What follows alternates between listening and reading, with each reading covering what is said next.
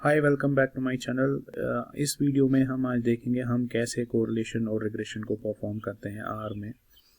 तो late us start without wasting any time.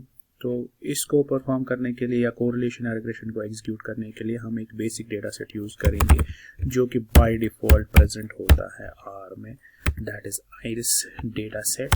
So we will write data फिर followed by the name of the data set. अगर हम इसका basic इस data set के बारे में देखना चाहते हैं ये है क्या, कहाँ से आया, विल राइट हेल्प। देन उसके बाद हमारे इस डेटा सेट का पूरा डॉक्यूमेंटेशन निकलेगा, डिस्क्रिप्शन क्या है, यूजेज क्या है, फॉर्मेट क्या है, सोर्स कहाँ से निकला है, रेफरेंस क्या है और क्या क्या चीज़ें में है। तो अगर हम इसका बेसिक ओवरव्यू भी देखेंगे डेटा सेट का, हम लिखेंगे view then followed by the name of this data set iris. So we will get to know what are the dimensions of this data. There are 150 observations, 3 different species, 50 observation per species और 4 continuous variables हैं। उसके बाद अगर हम इसका dimension भी देखेंगे, we'll write dim again iris। उसके बाद 150 rows and 5 columns हैं। उसके बाद अगर मैं str फंक्शन यूज़ करूँगा, उसके बाद iris it gives the structure of the data set, यानी कि ये वेरिएबल्स पहले 4 न्यूमेरिक हैं and last one is factor जिसमें 3 लेवल्स है, सटोसा, वर्सकल एंड वर्जीनी का। एक और चीज़ जो कि हम हमेशा यूज़ करते हैं, names to see the what are the labels of my data set. यहाँ से ये 4 वेरिएबल्स है। So let us start with the basic one. We will write COR, ये एक डिफ़ॉल्ट फंक्शन है कोरिलेशन का। अगर आई विल राइट आइरिस, ये वाला फंक्शन एग्जीक्यूट नहीं होगा। द रीज़न इज ये पियर्सन्स कोरिलेशन का आउटपुट हमें देता और कार्ल पियर्सन्स कोरिलेशन हमेशा कंटिन्यूस वेरिएबल्स के बीच में होता है। हम अगेन यही फंक्शन लिखेंगे कोर, उसके बाद लिखेंगे आइरिस और हम स्क्वायर ब्रैकेट्स को यूज़ करके -5। इससे क्या होगा, जो हमारा 5th कॉलम है वो एक्सक्लूड हो जाएगा क्योंकि ये कैटेगोरिकल है। उसके बाद जब हम इसको एंटर करेंगे हमारे पास एक कोरिलेशन मैट्रिक्स निकलेगी। फॉर एग्जाम्पल ये वाला कोरिलेशन है between petal width and sepal length, it is 0.81। हालांकि यहाँ पे जो कोरिलेशन का आउटपुट है ये एक बेसिक कोरिलेशन कोफिशिएंट है। यहाँ पे हमें कोई एविडेंस नहीं मिलता है कि weather the correlation between the variables is significant और नॉट। तो उसके लिए हम एक लाइब्रेरी का यूज़ करेंगे, लाइब्रेरी मैटॉन। हालांकि ये मल्टी एनवायरमेंटल ट्रायल्स के लिए यूज़ होता है। हम इसको यहाँ पे टेस्ट करते हैं मैटॉन। उसके बाद हम इसका एक फंक्शन यूज़ करेंगे COREF कोरिलेशन। अगेन हम वही चीज़ एग्जीक्यूट करेंगे यहाँ पे iris. Then we will exclude this 5th column, enter. यहाँ पे 2 चीज़ें आपकी निकल गई, ये देखिए। ये वाला जो ऊपर वाला है दिस इज कोरिलेशन कोफिशिएंट या कोरिलेशन मैट्रिक्स, और इसके नीचे जो चीज़ें हैं these are the p values. सो यहाँ पे भी जो भी पी वैल्यू लेस देन 0.05 होगा किसी भी पेयर का, उसको आप बोल सकते हैं कि वो कोरिलेशन सिग्निफिकेंट है। अब इसी चीज़ को हम देखना चाहते हैं ग्राफिकल आउटपुट में rather than in these numerical figures. तो वी विल राइट प्लॉट, इसके आगे लिखेंगे plot function, bracket close, enter, और यही चीज़ हमें ब्यूटीफुली प्रेजेंट हो जाएगी। यहाँ पे 2 चीज़ें हैं, colour of the density of the colour defines the strength of the correlation, और दूसरी चीज़ हमें कोरिलेशन कोएफिशिएंट के साथ साथ ये स्टार साइंस भी वो जो रिफ्लेक्ट करते हैं whether that correlation between suppose petal length and petal width is significant और नॉट। अगर हम सेपल लेंथ और सेपल विड्थ की बात करेंगे नॉन सिग्निफिकेंट है। So this is the easiest way. एक और तरीका है कोरिलेशन को ग्राफिकली देखना, उसके लिए भी हम एक लाइब्रेरी यूज़ करते हैं जिसका नाम है लाइब्रेरी ggstatsplot। उसमें एक फंक्शन आता है ggcoremat। हाँ, यहाँ पे एक चीज़ है कि जब हम ये फंक्शन यूज़ करते हैं, ये वाला कोरमेट, हमें यहाँ पे सीधे डेटा सेट का नाम देना होता है। यहाँ पे कोई एक्सक्लूड हमें नहीं करना है कैटेगोरिकल वैल्यू, डायरेक्ट एंटर दबा के then we will get this kind of a plot. एक और तरीका है कोरिलेशन को ग्राफिकली देखने का, उसके लिए लाइब्रेरी यूज़ होती है कोर प्लॉट, लेकिन वहाँ पे हमें ज़रूरत पड़ती है इस कोरिलेशन की। उसके लिए हमें एक नया डेटा सेट बनाना पड़ता है। हम यूज़ करेंगे यहाँ पे COR जो कि बेसिक फंक्शन है हमारे इसका। तो वी विल राइट आइरिस, वही तरीका जो हम इससे पहले कर रहे थे, अगेन स्क्वायर ब्रैकेट -5 यानी कि एक्सक्लूडिंग दिस। तो ये हमारा एक नया डेटा सेट है जिसका हमने कोरिलेशन निकालना है। उसके बाद जब हम ये चीज़ करते हैं तो we use to write COR इस तरह से, कोर प्लॉट, ये वाला फंक्शन यूज करके। अगर मैं लिखूंगा माई डेटा यहाँ पे, तो यहाँ पे हमारा एक कोरिलेशन प्लॉट बनेगा ब्यूटीफुली। अगर मैं इसको इस तरह से लिखूंगा, एक और आर्ग्यूमेंट ऐड करूंगा, type is equal to LOWER, तो एंटर करूंगा तो इस तरह, यानी कि lower diagonal and upper diagonal, क्योंकि कोरिलेशन मैट्रिक्स में दो डायगोनल के ऊपर भी कोरिलेशंस होते हैं और नीचे। तो ये तरीका है कोरिलेशन को निकालने का। एक और तरीका है, इसी लाइब्रेरी GCStat में हम एक स्कैटर प्लॉट भी बनाते हैं जो कि दो वेरिएबल्स के बीच में होता है। तो उसके लिए हम एक फंक्शन यूज करते हैं जो मैंने बना के रखा है, GGScatterStat, और इसमें दो चीज़ें इंपॉर्टेंट हैं, डेटा सेट x एक्सिस और y एक्सिस। अगर हम इस पूरी फंक्शन को रन कर देंगे लाइब्रेरी GGStat में, GGScatterStats, देन पहला आर्ग्यूमेंट इसमें है name of the data set. Data set हमारा मान लो आइरिस पे हम यूज कर रहे हैं, x एक्सिस पे हम चाहते हैं कोई वेरिएबल, सपोज इसमें हम सैंपल लेंथ की बात कर रहे हैं,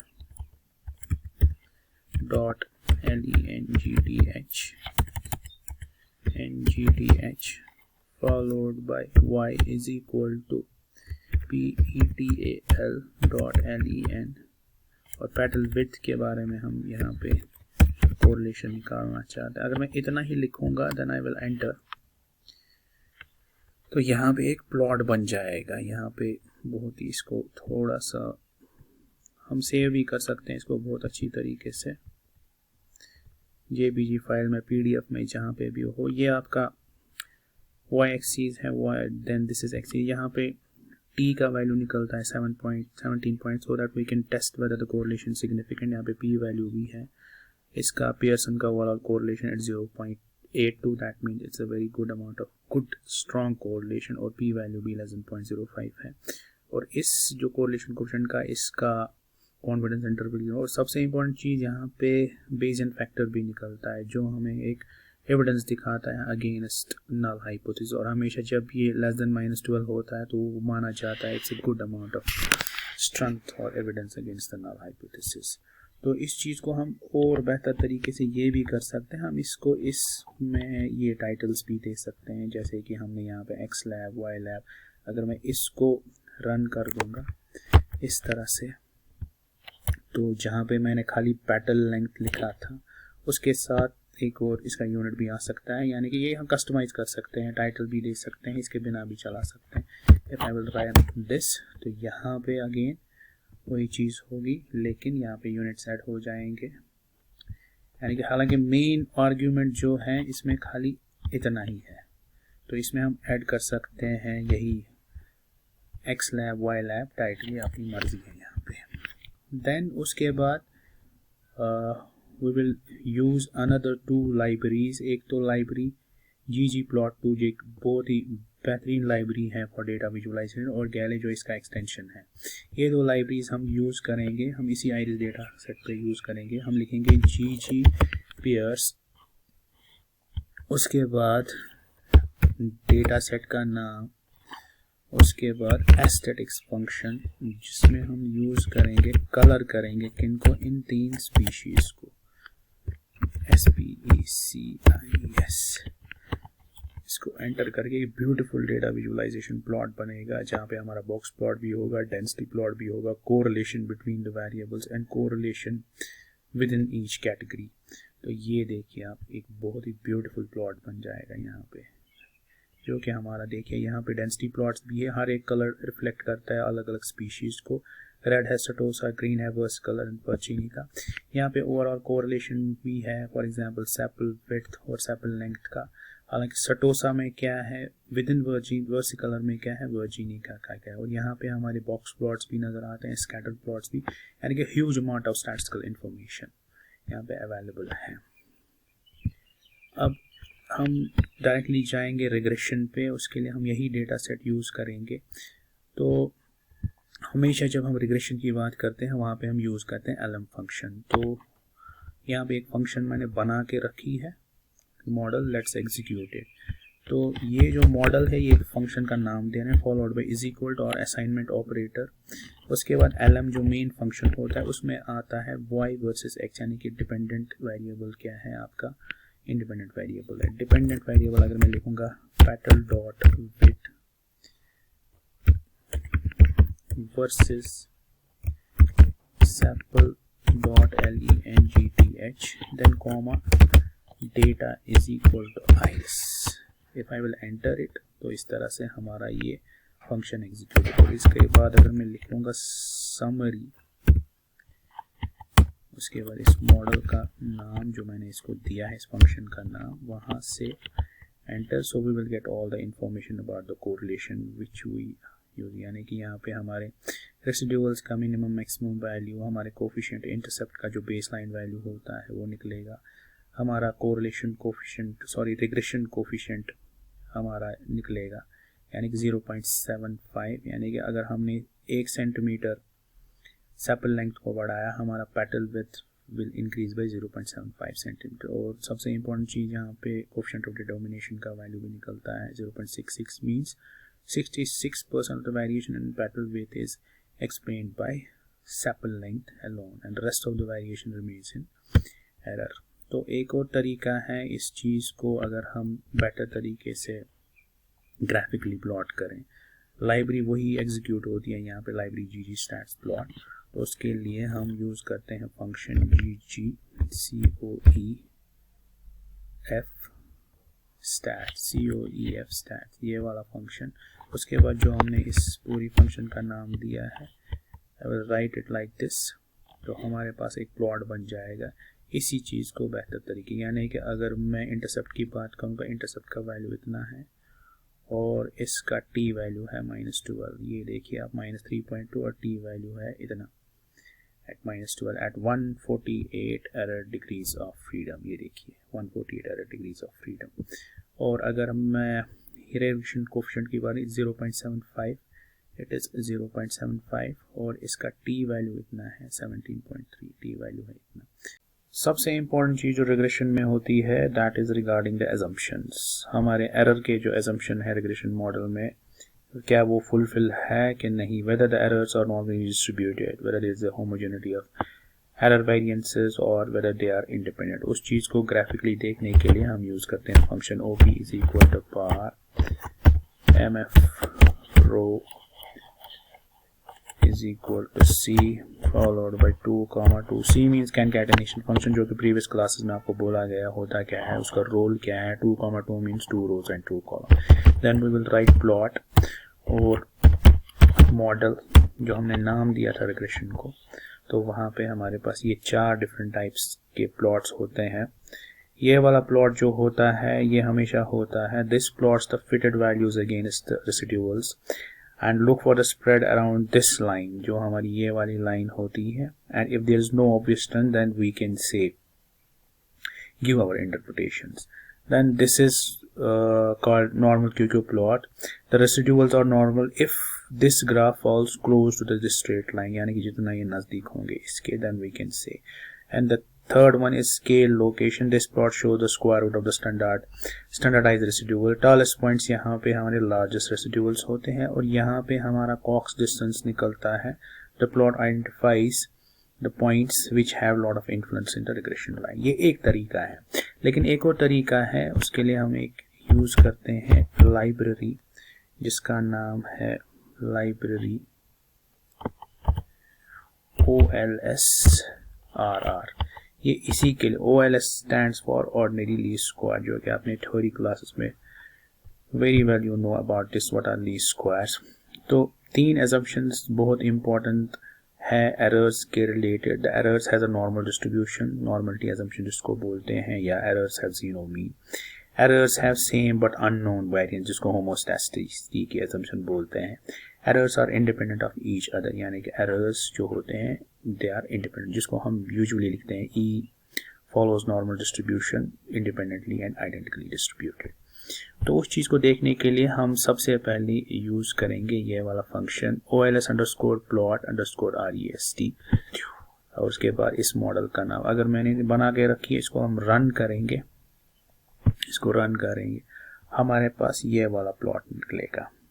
यानी कि जितने भी यहाँ पे जो रेड लाइन है ये सभी वैल्यूज़ इसके साथ साथ, हालांकि कुछ वैल्यूज़ ऊपर है कुछ नीचे है, तो यहाँ से हम बोल सकते हैं कि जो ग्राफ डिटेक्ट करता है वायलेशन ऑफ नॉर्मलिटी अजम्पशन के नहीं, जितना ही क्लोज होगा उतना हम बोल सकते हैं ये वाले जो एरर्स है दे आर नॉर्मली डिस्ट्रीब्यूटेड।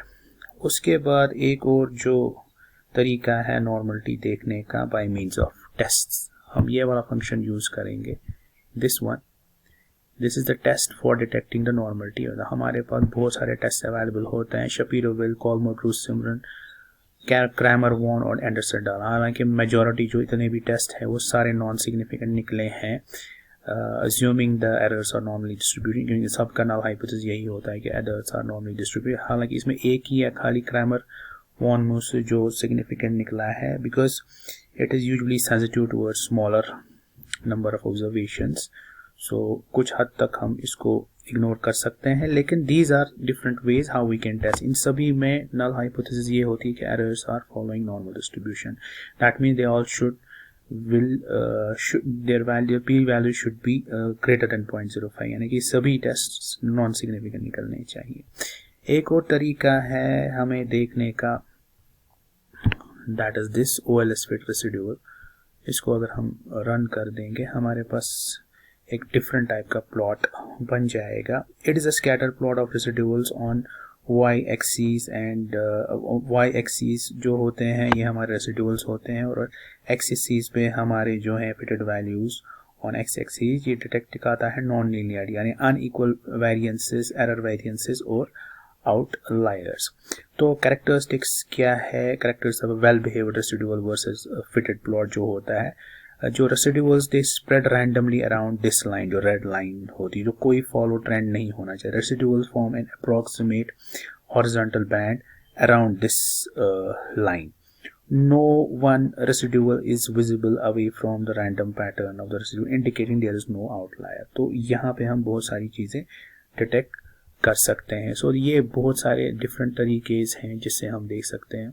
तो यहाँ पे हमने एक डिस्क्रिप्शन दिया हुआ है, दैट मीन्स ये वाली चीज़ जो आपके ये जो वीडियो के लिंक में नीचे दिया होगा। तो बहुत सारे तरीके हैं ये देखने के लिए कि whether these residuals are normally distributed। एक और तरीका है, हम उसमें लिखते हैं OLS underscore plot